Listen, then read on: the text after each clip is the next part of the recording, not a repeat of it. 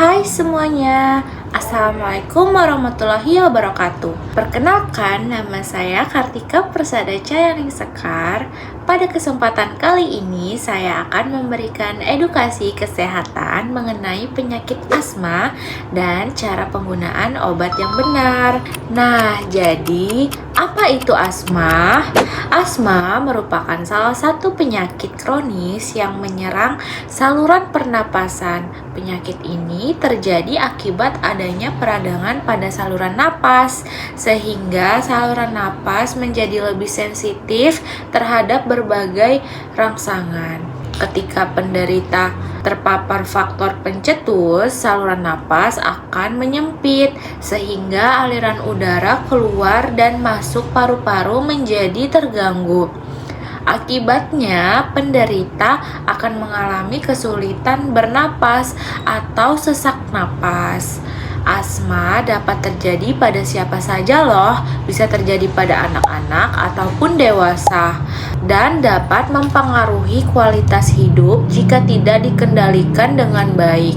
Jadi, gejala asma yang paling sering muncul adalah sesak napas, batuk terutama pada malam hari ataupun dini hari, dada terasa berat atau tertekan, serta muncul bunyi mengi atau suara ngik-ngik saat bernapas.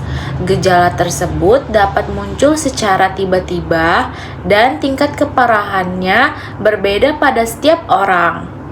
Pada beberapa kasus, serangan asma dapat menjadi keadaan darurat loh yang memerlukan pertolongan medis segera. Ada berbagai faktor yang dapat memicu kambuhnya asma.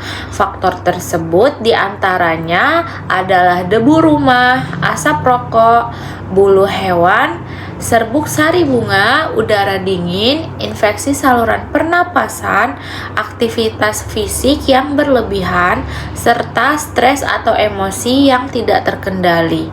Oleh karena itu, sangat penting bagi penderita asma untuk mengenali faktor dan dapat menghindari untuk mencegah terjadinya serangan asma.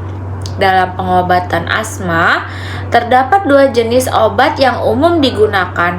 Pertama adalah obat pereda cepat atau reliever, seperti salbutamol inhaler yang digunakan saat terjadi serangan asma untuk melegakan saluran pernapasan. Kedua adalah obat pengontrol atau controller seperti kortikosteroid inhalasi yang digunakan secara rutin sesuai anjuran dokter untuk mengurangi peradangan pada saluran napas dan mencegah kekambuhan asma.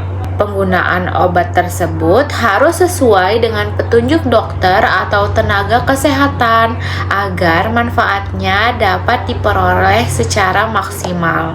Cara menggunakan inhaler yang benar dimulai dengan mengocok inhaler terlebih dahulu. Setelah itu, buang napas perlahan, lalu letakkan ujung inhaler di mulut. Tekan inhaler sambil menarik nafas secara perlahan dan dalam. Setelah obat terhirup, tahan napas selama sekitar 10 detik, kemudian keluarkan napas secara perlahan. Jika menggunakan inhaler yang mengandung kortikosteroid, jangan lupa untuk berkumur setelah pemakaian untuk mencegah efek samping pada rongga mulut. Selain menggunakan obat dengan benar, penderita asma juga perlu memerlukan berbagai upaya pencegahan agar penyakitnya tetap terkontrol.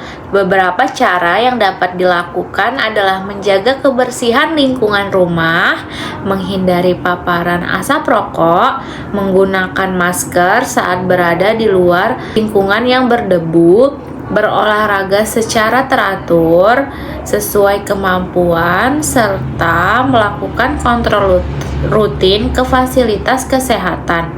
Dengan langkah-langkah tersebut, risiko terjadinya serangan asma dapat dikurangi. Masih terdapat beberapa mitos yang beredar di masyarakat mengenai asma. Salah satunya adalah anggapan bahwa inhaler menyebabkan ketergantungan. Hal tersebut itu sebenarnya tidak benar loh. Inhaler merupakan alat yang aman digunakan sesuai petunjuk tenaga kesehatan dan justru itu membantu mengendalikan gejala asma. Ada juga anggapan bahwa asma itu dapat sembuh total tanpa pengobatan.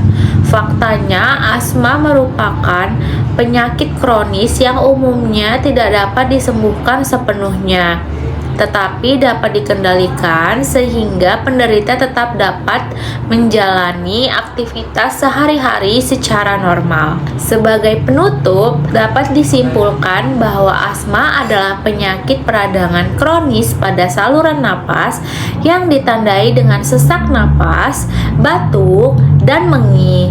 Pengendalian asma dapat dilakukan dengan menghindari faktor pencetus, menggunakan obat secara tepat, serta menerapkan pola hidup sehat. Dengan penanganan yang baik, penderita asma tetap dapat hidup sehat, aktif, dan produktif. Demikian penyuluhan yang dapat saya sampaikan. Terima kasih atas perhatian teman-teman semua. Semoga informasi ini bermanfaat dan dapat menambah pengetahuan kita tentang penyakit asma. Wassalamualaikum warahmatullahi wabarakatuh. Bye bye semuanya.